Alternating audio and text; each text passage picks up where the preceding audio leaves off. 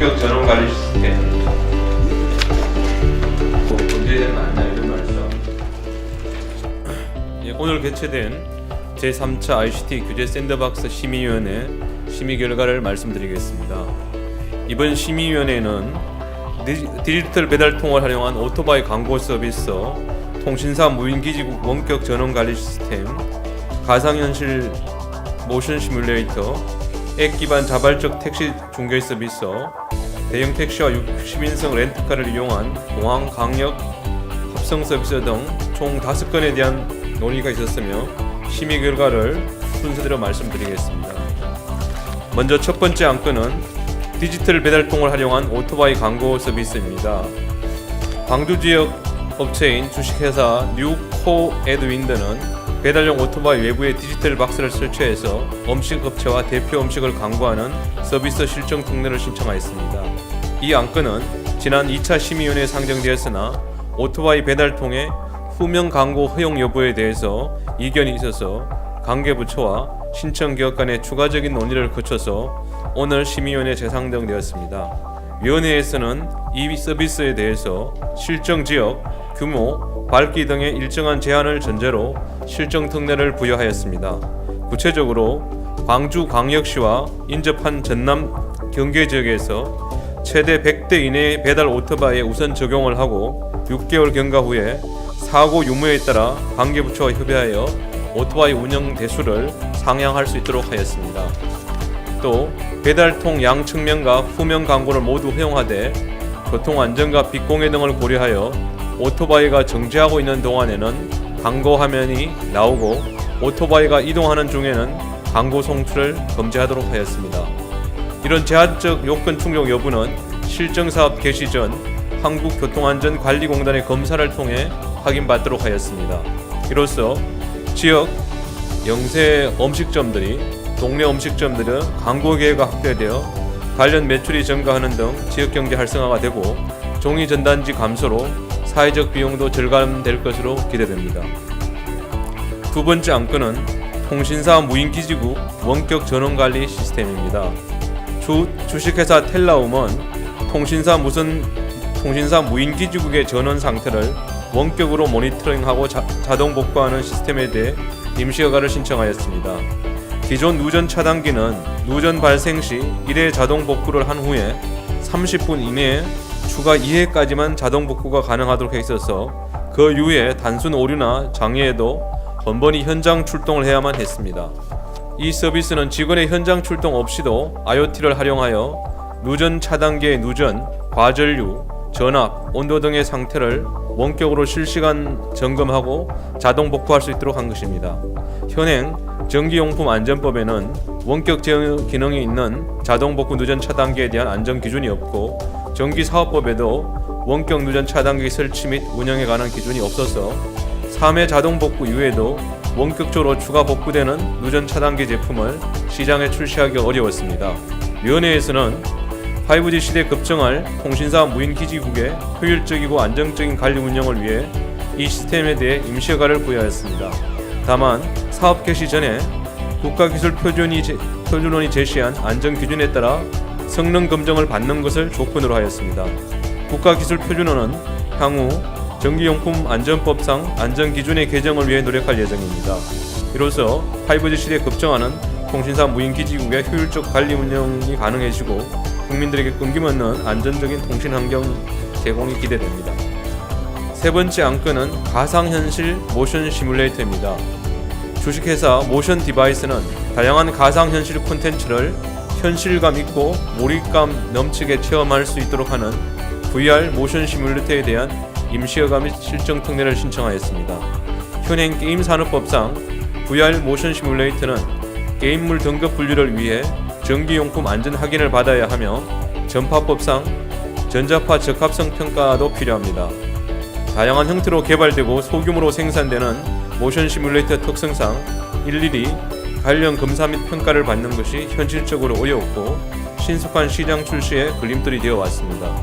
위원회에서는 5G 시대를 선도할 핵심 전략 산업군인 가상현실 산업 활성화를 위해 게임 산업법상 전기용품 안전 확인에 대한 적극 행정을 하고 전파법상 전자파 적합성 평가에 대해 실정 특례를 부여하기로 하였습니다.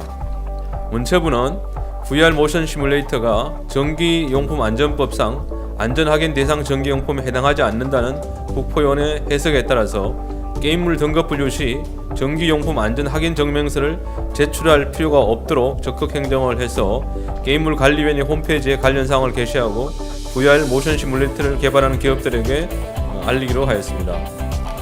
전자파 적합성 평가에 대해서는 30개의 한정된 VR 테마파크에서 전파의 혼간섭 등 우려를 최소화하는 범위 내에서 전자파 적합성 평가를 받지 않고 관련 서비스를 실정해 볼 수 있도록 하였습니다. 이를 통해 이용자들에게 다양하고 실감나는 VR 체험을 제공하여 VR 기반의 새로운 여가 문화를 조성하고 관련 기기 및 콘텐츠 개발 유통도 촉진해서 VR 산업이 활성화될 것으로 기대됩니다. 마지막 두 안건은 모빌리티, 승차 공유에 관한 안건으로 유사한 과제라 묶어서 설명을 드리겠습니다. 주식회사 코나투스는 이동 경로가 유사한 승객들의 자발적인 의사에 따른 택시 동성을 중개하는 서비스에 대한 실정 특례를 신청하였습니다. 주식회사 벅시와 주식회사 타고솔루션즈 컨소시엄은 63인승 대형 택시와 6에서 10인승 렌트카를 이용하여 공항과 대도시 간, 광역 간 이동을 중개하는 서비스에 대해 실정 특례를 신청한 내용이 되겠습니다. 주식회사 코나투스 서비스의 경우 현행 단일 승객 호출 플랫폼에 적용되는 서울시 호출료 기준을 그대로 적용할 경우에 택시기사가 해당 서비스를 사용할 요인이 없어 사실상 해당 서비스 실정이 어려운 상황이고, 벅시와 타고솔루션즈 서비스는 택시의 경우에 현행 여객자동차 법상 합성과 택시업계와 법인 간 새로운 요금제 출시가 불가능하고, 렌트카의 경우에 10인승 이하 렌트카의 운전자 알선과 15일을 초과하여 주 사무소나 영업소를 벗어난 장소에서 상시 주차하거나 영업하는 것이 금지되어 있었습니다. 오늘 위원회에서 두 안건에 대해 국토부 등 관계부처 위원들 간에 열띤 논의가 있었습니다. 코나투스의 경우 모빌리티 서비스의 편익과 우려에 대한 의견으로 관계부처 간 추가적인 검토를 거치기로 하였습니다. 벅시와 타고솔루션즈 서비스의 경우 법인 고객 대상 자유요금제를 허용하고 11에서 15인승 렌트카에 대해서 15일을 초과했으라도 주 사무소나 영업소가 아닌 장소에 상시 주차나 영업을 할 수 있도록 하였습니다.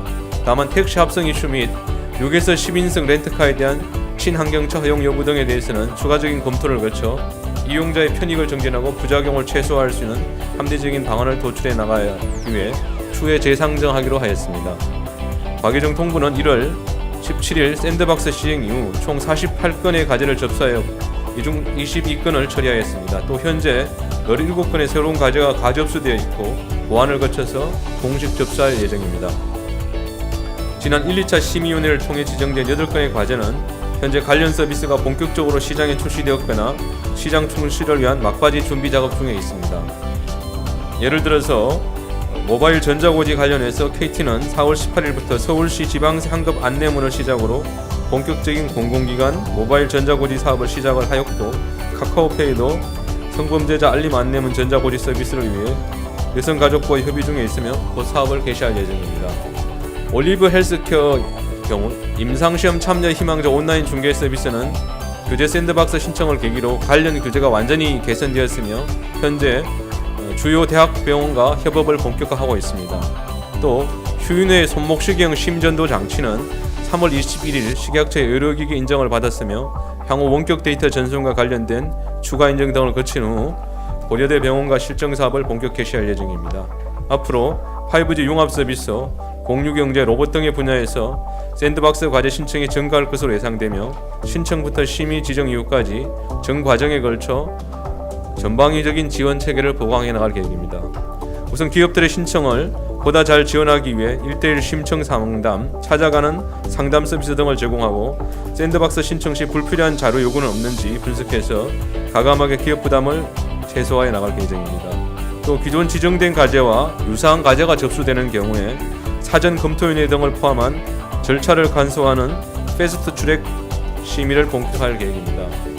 아울러 샌드박스 지정 기업들이 규제 특례에 머물지 않고 성과 창출과 사업 성공으로 이어질 수 있도록 실정 사업비와 책임 보험료 등을 지원할 예정이며 샌드박스 지정 서비스가 완전한 규제 개선으로 이루어질 수 있도록 관계부처와 관련 법제도를 개선하기 위해 노력하겠습니다. 가계정통부는 6월 중에 4차 심의위원회를 개최해서 추가적인 앙편을 논의할 계획입니다. 오늘 열띤 논의를 거쳤으나 합의점을 찾지 못한 모빌리티 승차 공유 관련 건은 오늘 심의위원회에서 수렴한 의견을 바탕으로 관계부처와 추가적인 논의를 이어나갈 예정입니다. 승차 공유 이슈는 이해관계자 간 갈등이 첨예하게 대립되는 사안으로 신청기업, 이해관계자 전문가 의견 및 여론 등을 종합적으로 수렴하고 추가적인 협의를 거쳐 합리적인 결과가 도출될 수 있도록 노력하겠습니다. 앞으로도 지속적인 관심과 격려를 부탁드립니다. 감사합니다.